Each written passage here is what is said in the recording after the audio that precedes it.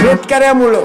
म्हणून हे दगड फगड तुम्हाला मालूम नाही, एक मंत्री आहे तुमच्या नागपूर जिल्ह्यात, लय 10 बोटात अंगठ्या होत्या खळे, मोठा ऍक्सिडेंट झाला,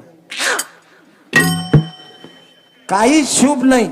काही लोक म्हणते जागा खराब आहे, जागा नाही, कॉर्नर आहे, जास्त मस्तीत गेला, पलटला, वाईट वाटलं नाही. नाही तुम्ही आपल्या तत्वाचे, फुले शाहू आंबेडकर, तुम्ही काही बाबागिरीच्या तत्वाचे नाही की हा अंगठा घालू दे एक खळा लेव. एका खळ्यावाल्यानं नागपूरचा मला कार्यक्रम घेतला होता, खाप्या पारशिवनी तो.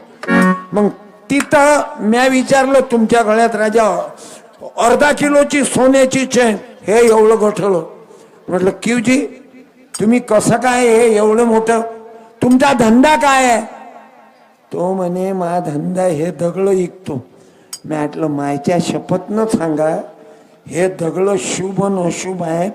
मग ज्या भागात हे दगड आहेत तिकडे तर निरोगीच लोक असतील. मग म्हणे कायचं महाराज, चूतियों के बाजार में पत्थरों का व्यापार चला.